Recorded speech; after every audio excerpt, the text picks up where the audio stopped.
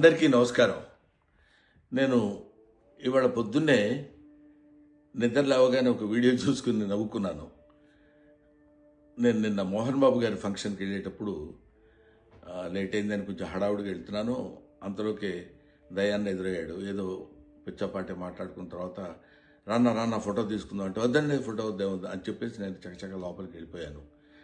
అది చాలామంది మిత్రులు కొంచెం అపార్థం చేసుకున్నట్టున్నారు. దయాకర్ గారితో నాకు 30 ఏళ్ల సంబంధం ఉంది. మంచి మిత్రులం. నేనంటే ఎంతో అభిమానంగా ప్రేమగా చూస్తుంటారు. మేము కూడా ఎంతో మాట్లాడుకుంటాం. ఫ్యామిలీ ఫ్రెండ్స్లా ఉంటాం.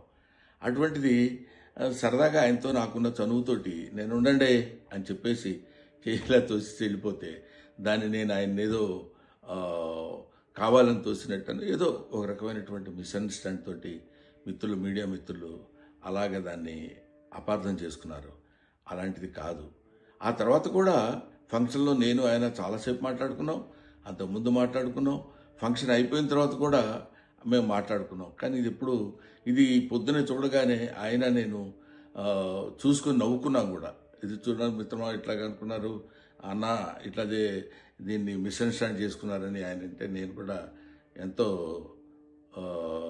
అయ్యో ఇదేంటి ఇలా జరిగిందని ఆయన్ని ఎక్కడ అపార్థం చేసుకుంటారో అని అలాంటిది కాదు అని చెప్పడానికి క్లారిటీ ఇవ్వడానికి మాత్రం మీ అందరికీ ఫోన్ చేసి చెప్తున్నాను. దయచేసి అలాంటిదేం లేదు, మిస్అండర్స్టాండ్ చేసుకోవద్దు.